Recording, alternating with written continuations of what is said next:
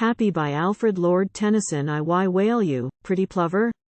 And what is it that you fear? Is he sick, your mate like mine? Have you lost him, is he fled? And there, the heron rises from his watch beside the mere, and flies above the leper's hut, where lives the living dead. 2. Come back, nor let me know it. Would he live and die alone? And has he not forgiven me yet, his over-jealous bride, who am, and was, and will be his own and only own, to share his living death with him, die with him side by side? 3. Is that the leper's hut on the solitary moor, where noble Ulric dwells forlorn, and wears the leper's weed? The door is open. Is he standing at the door, my soldier of the cross? It is he, and he indeed. My roses, will he take them now, mine, his, from off the tree we planted both together, happy in our marriage morn? O God, I could blaspheme, for he fought thy fight for thee, and thou hast made him leper to compass him with scorn. Thee hast spared the flesh of thousands, the coward and the base, and set a crueler mark than Cain's on him, the good and brave. He sees me, waves me from him. I will front him, face to face. You need not wave me from you. I would leap into your grave.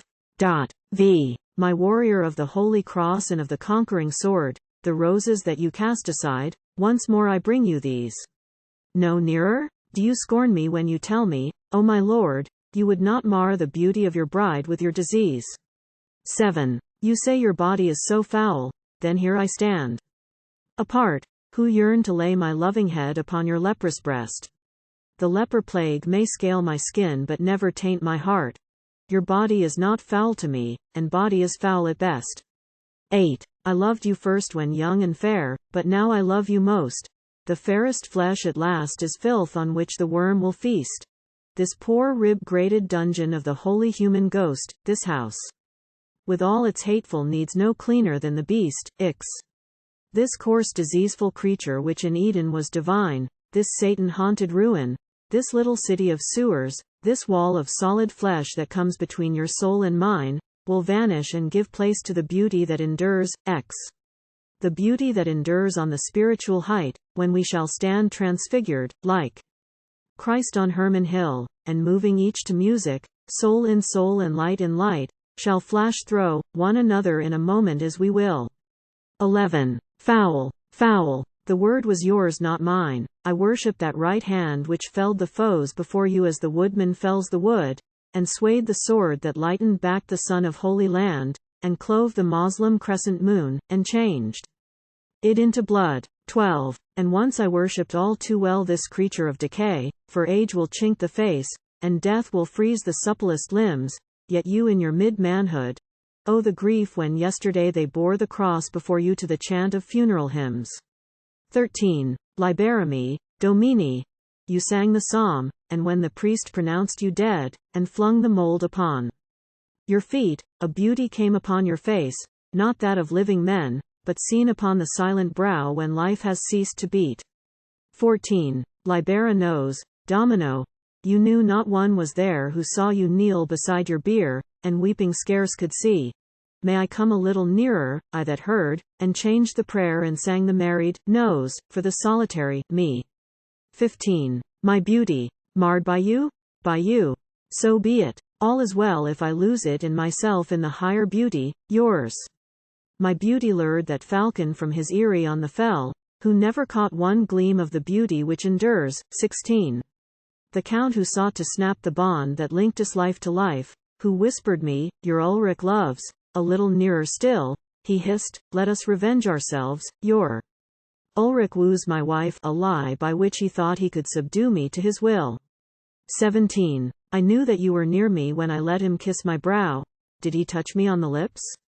I was jealous, angered, vain, and I meant to make you jealous. Are you jealous of me now? Your pardon, oh my love, if I ever gave you pain.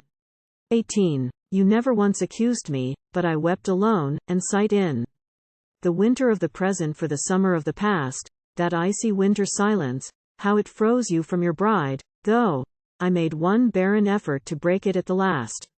19. I brought you, you remember, these roses, when I knew you were parting for the war, and you took them though you frowned and yet you kissed them. All at once the trumpet blew, and you spurred your fiery horse, and you hurled them to the ground. XX. You parted for the holy war without a word to me, and clear myself unasked, not I my nature was too proud. And him I saw but once again, and far away was he, when I was praying in a storm, the crash was long and loud. 21. That God would ever slant his bolt from falling on your head, then I lifted up my eyes, he was coming down the fell. I clapped my hands. The sudden fire from heaven had dashed him dead, and sent him charred and blasted to the deathless fire of hell. 22. See, I sinned but for a moment. I repented and repent, and trust myself forgiven by the God to whom I kneel. A little nearer? Yes, I shall hardly be content till I be leper like yourself, my love, from head to heel. 23. Oh, foolish dreams, that you, that I, would slight our marriage oath. I held you at that moment even dearer than before. Now God has made you leper in his loving care for both, that we might cling together, never doubt each other more.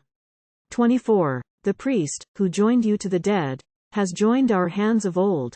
If man and wife be but one flesh, let mine be leprous too, as dead from all the human race as if beneath the mold. If you be dead, then I am dead, who only live for you. 25. Would earth though hid in cloud not be followed by the moon? The leech forsake the dying bed for terror of his life? The shadow leave the substance in the brooding light of noon? Or if I had been the leper would you have left the wife? 26. Not take them? Still you wave me off. Poor roses, must I go? I have worn them year by year, from the bush we both had set. What? Fling them to you? Well, that were hardly gracious. No, your plague but passes by the touch. A little nearer yet. 27. There, he buried you, the priest. The priest is not to blame, he joins us once again, to his either office true. I thank him. I am happy. Kiss me. In the name of the everlasting God, I will live and die with you.